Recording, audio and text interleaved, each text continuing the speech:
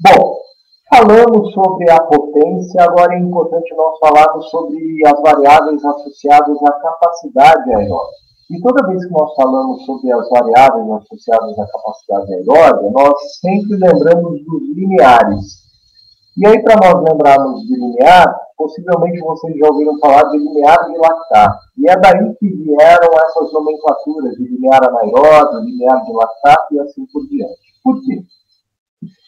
Dentro das nossas células, nós temos uma via responsável em degradar glicose, gerando piruvato e, consequentemente, transformando a energia contida na glicose em energia biologicamente utilizável, que é o ATP.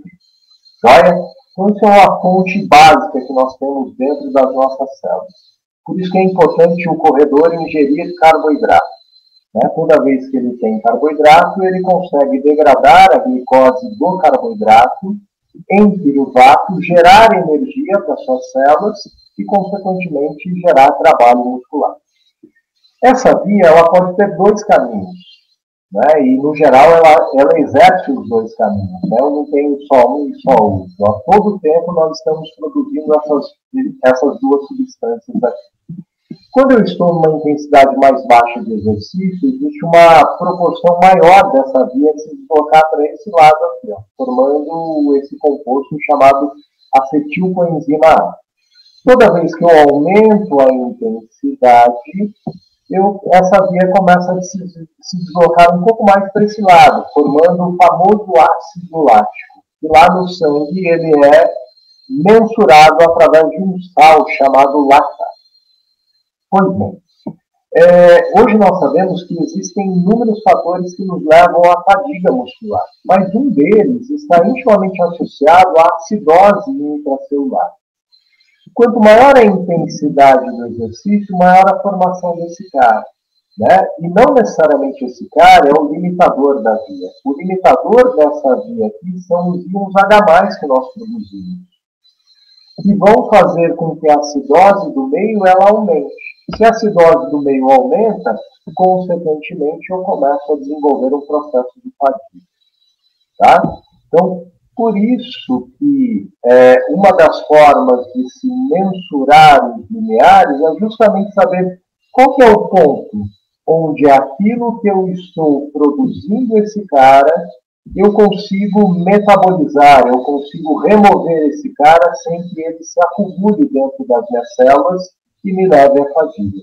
E aí que entra o conceito de limiares, ou seja, essas âncoras fisiológicas que servem para nos guiar não só para a prescrição do exercício, mas para que nós possamos entender o que está acontecendo durante o exercício.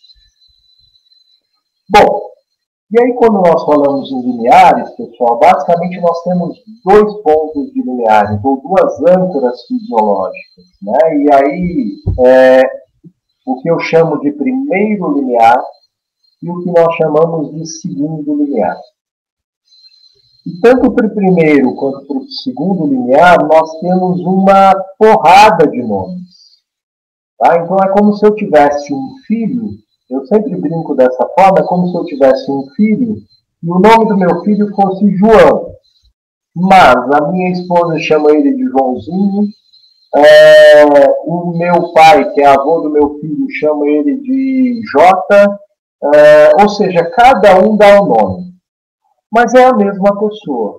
Então, basicamente, toda vez que nós falamos em limiares, nós falamos em diversas nomenclaturas que muitas das vezes podem nos confundir, mas que têm um único conceito. O primeiro limiar é o ponto a partir do qual as concentrações de lactato começam a aumentar acima dos valores de refluxo.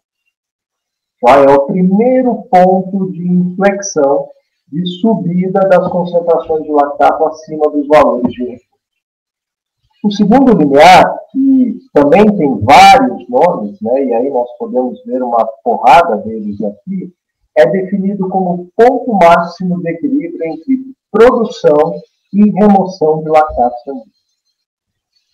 Ou segundo ponto de inflexão da ventilação pulmonar devido ao excesso de CO2.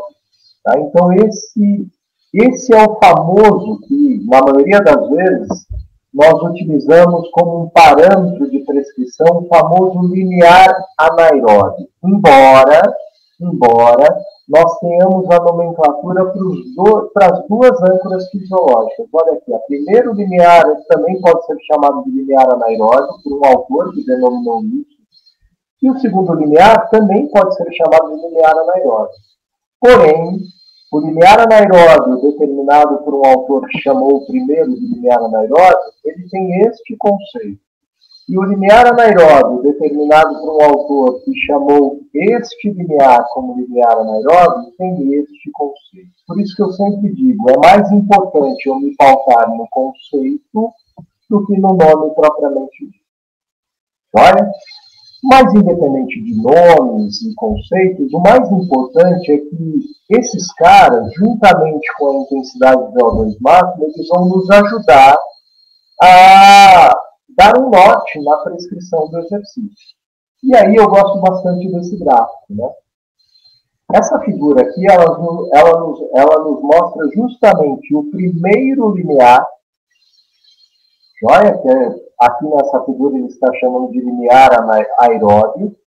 Ela nos mostra o segundo limiar, que aqui nessa figura ele está chamando de limiar anaeróbio. E ela nos mostra possivelmente aqui a intensidade de VO2 máximo. E se nós olharmos essa figura, já nos dá um indicativo de prescrição de treinamento aeróbio. Quando eu estou em intensidades inferiores ao primeiro limiar, essa figura nos diz aqui, olha, atividades regenerativas, treinamentos de endurance, entenda o treinamento de endurance como treinamentos aeróbios de baixa intensidade. Se eles são de baixa intensidade, eles podem ser com um volume um pouco maior. E quando nós olhamos aqui, ó, esse espaço entre os dois limiares, nós temos mais uma informação, ó. Treinamentos de endurance de moderada a alta intensidade, ou seja, treinamentos aeróbicos contínuos de moderada a alta intensidade. E quando nós olhamos aqui acima do segundo limiar, opa, treinamentos intervalados. E aí eu gostaria de salientar isso para vocês.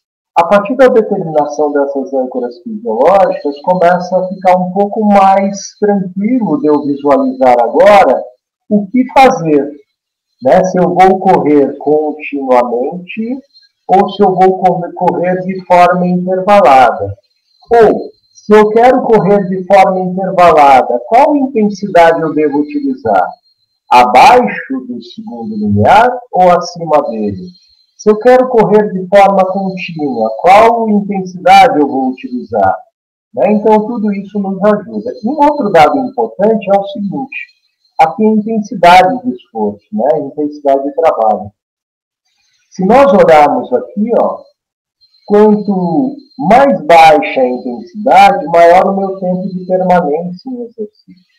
Então, esse autor aqui, em 1979, ele dizia para nós o seguinte, olha, lá no limiar aeróbico, que é o primeiro limiar, eu posso ter um tempo de permanência que vai desde 1 hora até 3 horas. E alguns autores hoje dizem que isso pode ser ainda maior. Né? Só para vocês terem ideia, geralmente nós corremos a maratona em intensidades muito próximas disso daqui, nós simples mortais. Os atletas de alto nível, eles correm a maratona em intensidades muito próximas disso daqui, ó. Joia? Então, quando nós estamos correndo uma maratona, possivelmente nós estamos aqui muito próximos do nosso primeiro limiar, ou limiar aeróbico. Por outro lado, né, esse autor aqui em 85, ele diz para nós que quando eu estiver no meu segundo limiar, o meu tempo de permanência é muito próximo disso. Mas isso lembrando, isso para pessoas ditas normais. Né? Os ETs, eles conseguem se exercitar em intensidades próximas do segundo limiar por um tempo ainda mais prolongado, podendo chegar, inclusive, à distância ou o tempo da maratona, que é basicamente o que ocorre com os melhores atletas de maratona do mundo. Tá? Então, aqui nós já começamos a ter um esboço daquilo que seria, para que servem essas variáveis. Pois bem, diante disso, né, alguns autores eles propõem para nós E essas variáveis elas são importantes porque elas vão nos dar zonas de treinamento, ou domínios de treinamento, como queira. Né? Então, existem alguns autores que chamam a zona 1 de treinamento como a zona abaixo do primeiro limiar, a zona 2 de treinamento como aquela que está entre os limiares e a zona 3 como aquela que está acima do segundo limiar. Por outro lado, existem outros autores que não denominam de zona, mas denominam de domínio de intensidade.